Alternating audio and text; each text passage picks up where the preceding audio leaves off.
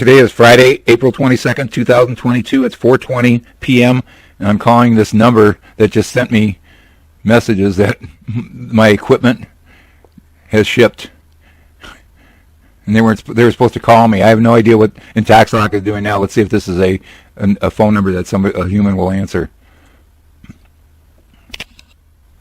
It's a fax machine or something.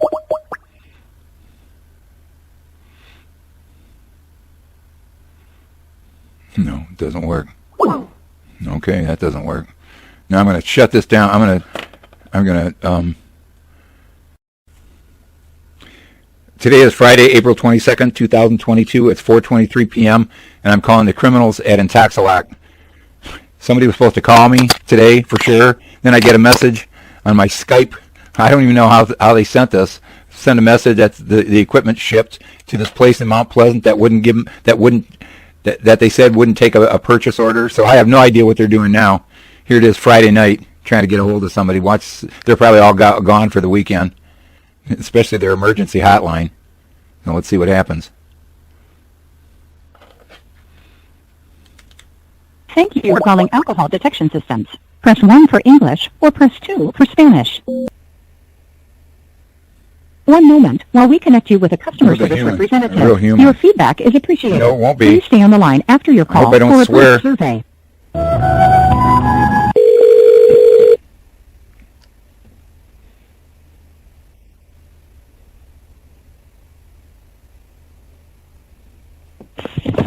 Hi, thank you for calling INTERLOCK. Could you please verify your first and last name? Who is this? Could you please verify your first and last name? My name is Giselle. Giselle? Okay. Hi, Giselle. My name is... Sure. How can I help you today? Ma'am, I just got put on hold for 25 minutes. I called for customer advocacy department, and Michael put me on hold for 25 minutes. I finally had to hang up because I need to speak to a human supervisor before you people close for the weekend. And my account is so messed up, I have no idea what you people are doing, but I need to speak with a supervisor right away. 1 minute, please. The last person I talked to yesterday was Vernon, and Vernon was supposed to be a supervisor, and he promised me that someone would call me today, and no one called me. And then I'm getting messages from your company that the equipment shipped, but he was telling me that the place they were going to ship it to won't accept your purchase order, so they were going to find some other company, and someone was going to get back with me. Then I get a message that it already shipped, but I have no idea what's going on or when I have to go to have it installed, and I have to call for a tow truck to do it. And here it is Friday night, and no one called me all day. And then when I did call, I was on the phone for 25 minutes on hold. Okay, I'll just transfer the call. And sorry for the inconvenience it caused, Richard. Please stay on the line. Your feedback is appreciated. No, Please won't stay be. on the line after your call It will for a not be. brief survey. I'm praying I don't use profanity. Thank you for calling INTERLOCK. My name is Anna. How may I help you today? Hi, Anna. Are you a supervisor? I'm an account specialist. Okay, I need to speak to a supervisor because my account is so screwed up, and I have no idea what you're doing. I haven't had my vehicle working for over 2 weeks. You were supposed to order new equipment.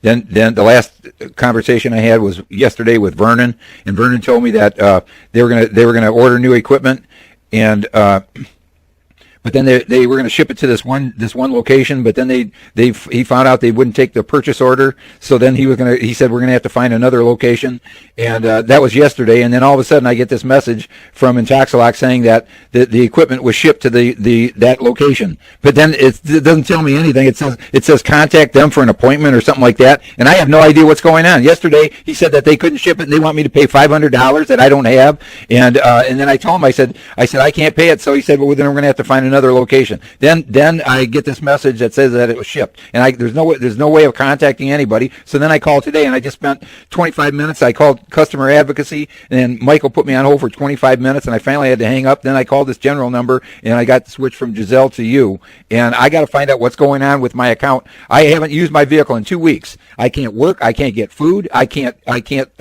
get medical attention, and I'm a disabled senior citizen. And the last conversation was that it was all screwed up. That they had no idea when I was supposed to be able to. When I was supposed to get this equipment, and somebody told me last Saturday, a lady in tech support, a supervisor told me that they were gonna put the parts on order, and that was Saturday. She said someone would be calling you Monday morning, and so no one called me Monday morning, and then I wasted the whole day Monday trying to get a hold of anybody, and it's been a runaround for the whole week, and then they're telling me that they told me they couldn't get it out, they couldn't ship it until the 26th, and I've got an appointment.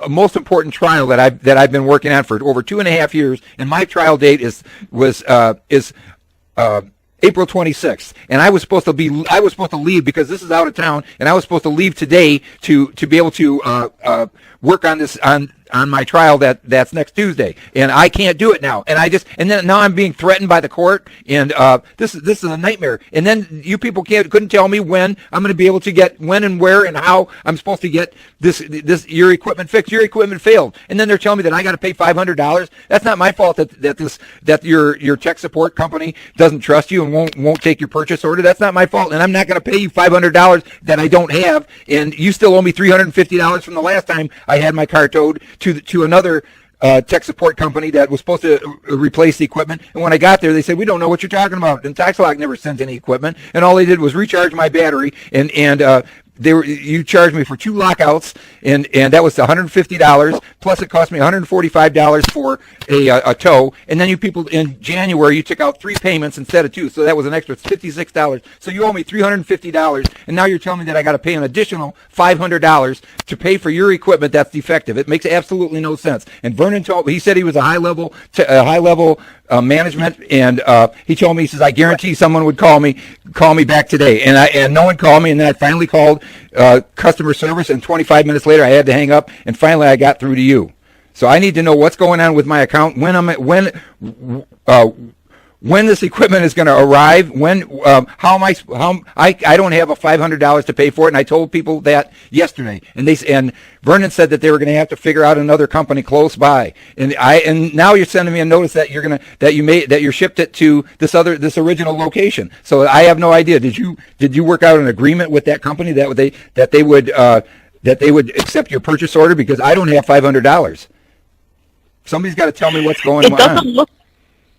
It doesn't look so it still shows that you were scheduled at Adams Auto Repair. So that's Adams Auto Repair, that it's not accepting purchase order number, right? I have no idea. Yes, and the thing is, I just got a message from you. But unless the service center is open, I can't call them to see if they accept purchase orders.